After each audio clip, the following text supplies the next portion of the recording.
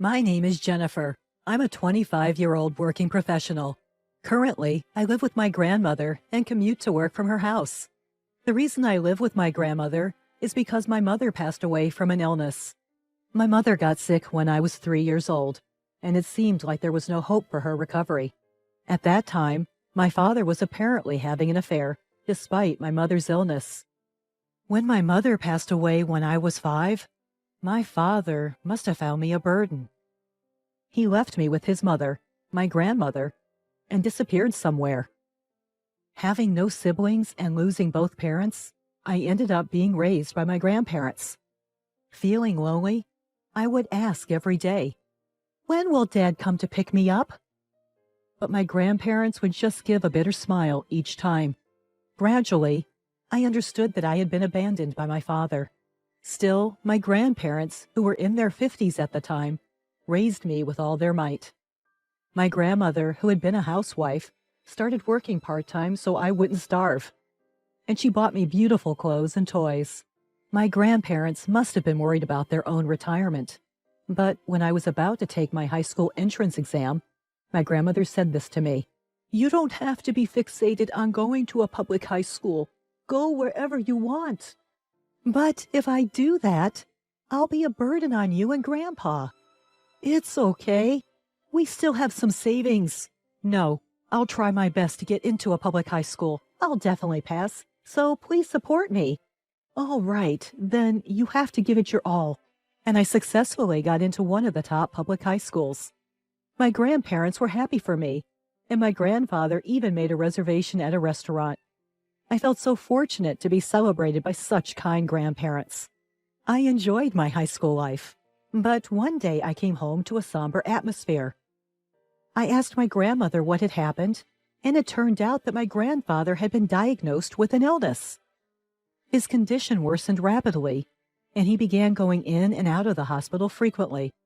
At that time, my grandfather had retired, so my grandmother had to support the family by working multiple part-time jobs. His hospital bills were covered by life insurance, but then my grandmother became unable to work due to exhaustion. That's when she decided to seek help from the government and went to the city office. Yes, she applied for public assistance. The process seemed very complicated, but somehow the application was approved. However, I spent my days wondering what would happen in the future. The high school I attended was a college prep school, so everyone went on to college. I was surprised to hear at the city office that welfare households could not go to college unless they separated their households. However, separating households also reduces the welfare benefits, which is tough. I wanted to go to college, but it was also difficult to go that far, so I decided to work as soon as possible to repay my grandparents. My grandmother tearfully said to me, "I'm so sorry this happened. It's all because of your father. It's because I didn't raise him properly." "It's not like that. Grandpa and Grandma took good care of me. I'll work hard, so don't worry." "I feel so pathetic. You wanted to go to college, and now I'm sorry." Then I got a job at 18. By that time, I was able to make a living without welfare. However, my grandfather's condition was already deteriorating, and he was told he only had a half a year left. In the end, he left me with these words: "Jennifer, I'm sorry for all the trouble." "Grandpa, it's not like that." "Please take care of your grandma. I love you." "Grandpa!" After cremating my grandfather, I worked even harder. I worked a lot of overtime so my grandmother wouldn't have to work part-time anymore. Time flew by, and I turned 25.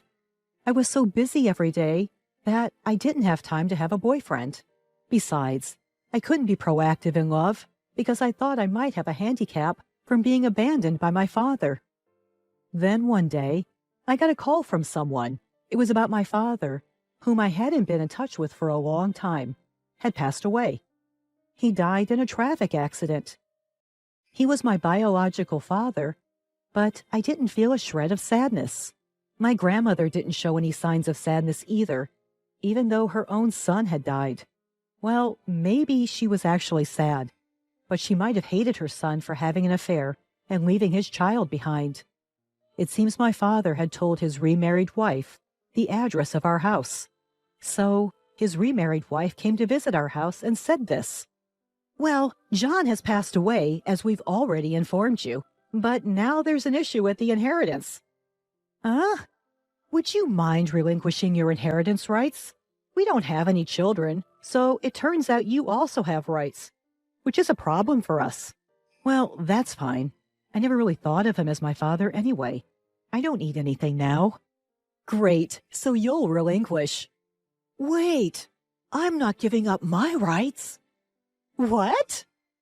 I'm asserting my rightful claim. While it's true that I have mixed feelings about my son's death in a car accident, I can't say I'm not sad. But I'm much angrier that he abandoned young Jennifer to go to you. So, of course, I'll assert my rights. Is that all you wanted to say? Yes. Then please leave. My grandmother smiled at me and said, that was the right thing to do. And the woman left.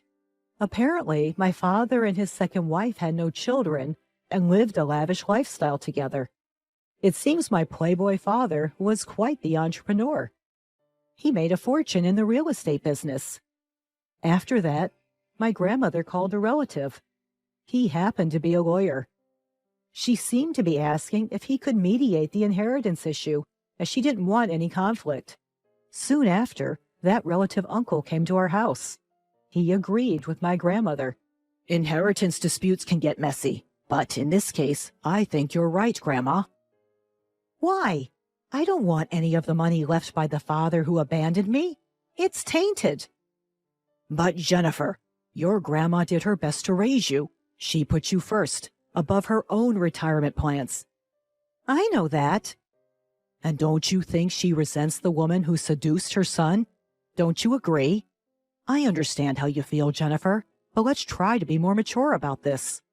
Okay. I had been stubbornly refusing my father's inheritance, but I started to reconsider. Money they could have saved for their retirement. Raising me must have cost my grandparents a lot of money. They must have spent a lot of money to raise me, although I am sure they were saving for their retirement.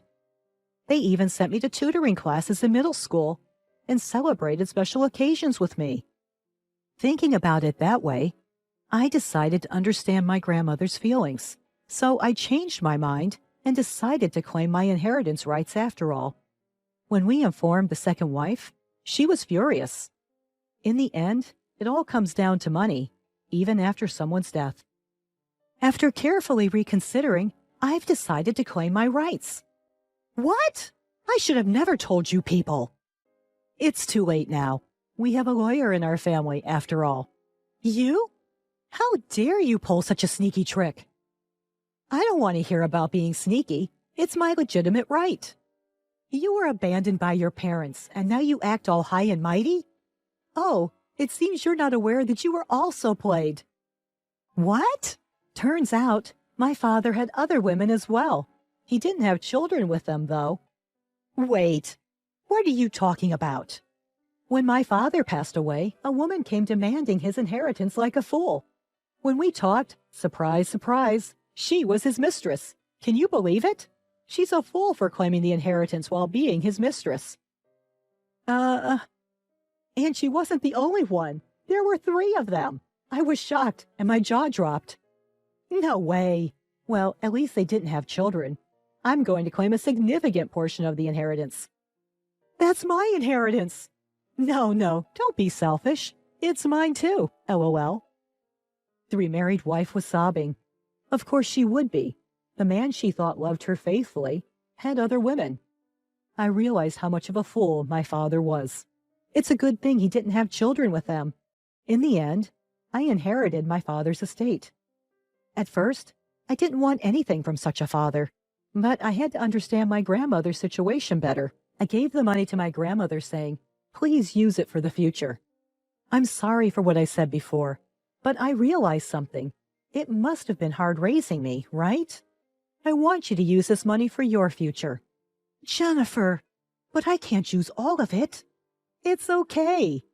But what about when you get married someday? Save some of it for that. Grandma, don't worry about me. But then my feelings are, all I want is to see you happily married someday. Of course, it's fine if you don't get married too. Just live your life the way you want. You don't have to stay here forever.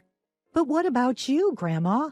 A year later, I met a wonderful man at a social gathering. We dated and we got married. When he proposed, I was thrilled. He understood my family situation and suggested we live together with my grandmother. I felt terrible, but he said, "Let's be good to your grandma." At the wedding, my grandmother cried her eyes out. I felt like I could finally repay her kindness that day. I'd be happy if I could become even more dependable and put my grandmother at ease in the future.